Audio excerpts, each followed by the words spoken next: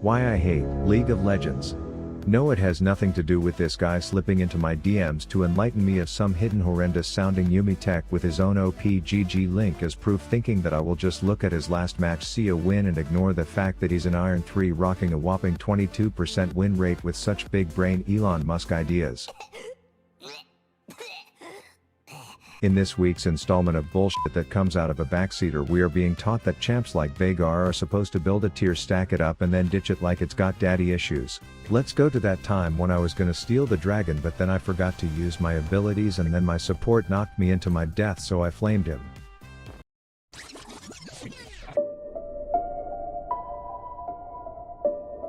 Okay, my bad homie, but I'm not apologizing to the poppy who came up with this golden idea.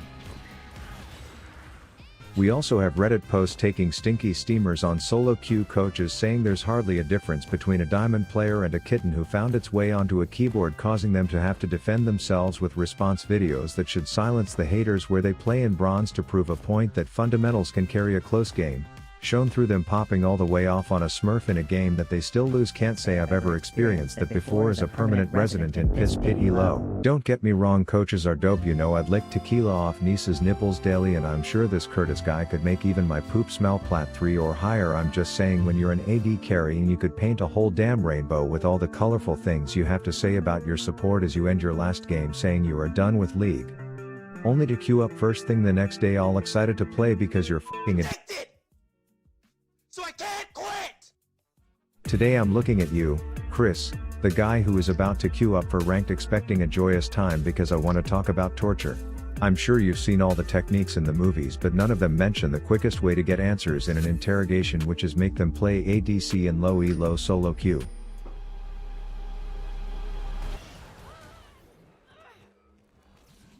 So I would like to tell you a story about a time where I was tortured through these unethical means. My mid-chat wind and Rift Alexa was getting a sore voice from announcing his whereabouts. An ally has been slain. My jungler was crying the entire game, like literally crying. My support sucked worse than an unplugged vacuum when it came to her gameplay, but she was more focused on setting the world record for most emotionally mature human on the planet. Carry Yasuo, carry Yasuo, carry Yasuo, carry Yasuo, carry Yasuo, carry. My top was actually my duo, but he wasn't exactly having a great time either. Two people in my lane this whole time. Kane's been there, Cat's been there, Kane's been there. Holy f***. Like a Dr. Seuss book. But don't get the wrong idea and say this video is a toxic crying rant by a piece of shit just because the lack of emotion in my voice. I promise I am happy as a clam. Just listen to this raw footage of that game in the midst of the previously described crap fest. How do you solve a problem like me?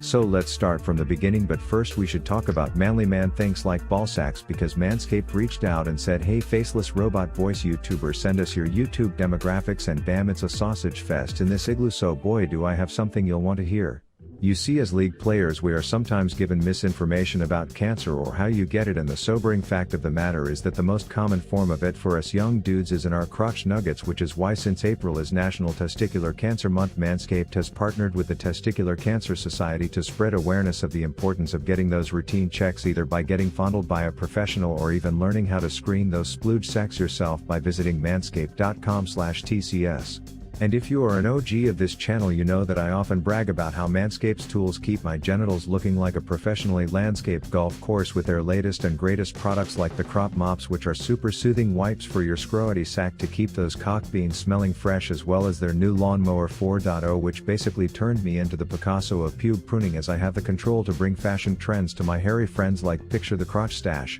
or the scro hawk, all because it's skin safe, waterproof, packed with LED lights, and feels like a massage gun gliding over my wrinkled purse. So as always, you can use code RAV20 for 20% off and free shipping to do your part in keeping your balls cool, calm, collected, clean, and cancer-free with Manscaped.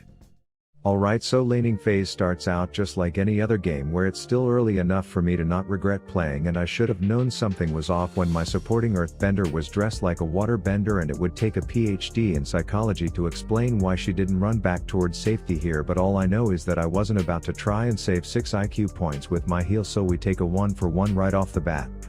So I conduct something that I would classify as a freeze while anyone who actually knows anything would classify as me having less lane presence than a unicyclist on a highway as my lovely support decides to walk right into the flash mob and whiff a butt plug pusher before eating a Fruit Loop like she's pre-diabetic and getting chunked all the way down only to type her frustration that I wasn't cradling her ball sack while she was drooling all over the floor there. But it's cool because I kept the midget war on my territory, which gave our Clash Day bandage baby the opportunity to come in and lick some losers, so I hit a front flip into flash and plant something fatal on that Pirate's Dome piece combo before telling Kane that he arrived just in time to become a witness in his own friend's murder as I hop and drop my homicidal wavos back to the cool side of the bed. And at this point, aside from my support falling down an elevator shaft headfirst one too many times as a baby, there was nothing out of the ordinary about this game. Oh yeah, did I mention we had a win shitter? And did I mention that a Katarina would be the lucky son of a bitch that gets to lane against him? But it's okay because I figure if you can teach a dog to sit, I can probably teach this stone throwing slut to play surprise with me. So we wait for the tie-dyed lizard to come looking for us, and then we swiftly inform her that we will not be switching to Geico as Toph decides both running and flashing towards the enemy base is the next step in this plan. But luckily that range agnostic pirate was too worn out from claiming her free kill on my support to fight me right after. And if I had to hear Rift Alexa say Yasuo died one more time, I would have fisted my own asshole, so I ventured mid to study the incompetence firsthand and possibly contribute to it myself by blowing a murder machine into a weak little winshitter's personal space. Thank Jesus himself, it all worked out and things were going well. We were snacking on some red meat just waiting for the cosmic wheat farmer to try and smite style on us, but a gauze grab into head hula hoop into sit the fuck down combo allows me to minesweeper the moron as my team then gets the money shot. I play it more passive than investing in bonds during a bull market before learning that one auto was all that was needed. And then I parkour away from that Fruit Loop fetish lizard before she tries to rainbow queef as you see Yasuo enter the room as I leave it, and you probably can guess what happens next. Talia gives me another data point that terribleness, toxicity and talkativeness are all positively correlated as a Mumu then reveals himself as the chick who's blowing this Yasuo under the desk in between games because I can't think of another reason to defend an 0-4 win shitter, but I stay quiet because earning LP was of higher priority than winning a chat argument with a 14-year-old that I'll never meet. But clearly that was Talia's main focus because God knows there were no goals tied to minimizing deaths on her end in this one. Turns out if your team has a Yasuo and he douche dashes his entire inheritance straight to Katarina, she will spin and whip little butter knives at your band-aid boy, then your support who is up there for fuck knows what reason, and then your polar patrol who is worth shut down. And so this is where the game starts to feel like the League of Legends that we all know and love. I'm more fed than a fat ass looking at a dessert menu, but my ratchet ass roaming rockbender of a support has deemed taking golems off spawn a good idea, which takes her a short eternity to do, to which she still fails and has to base again from being too low, but eventually she finds her way back to lane where having less health than a stabbed water balloon is her cue to drop all her cooldowns on the ground as the wards in my bag alert me of danger. So I give Sammy a fortune teller globe, tap it a few times and wait for it to tell her that she will die soon, and then I flip my way past the pebble pussy embarrassment's dead corpse. This leaves my lane feeling lonely because their team's support is off drinking from the eternal fountain of winshitter wealth, but I got the tower and was mid-bound so that I could keep an eye, but still not any wards on my support's whereabouts as she misses a crummy colon popper on a stationary target, forcing Clash Day a Mumu to hit a quick queef quake, but the cat in the hat still gives the 8th death to our boulder brat as I come in to say my name is Cheeky. Cheeky, give me my gold, bitch.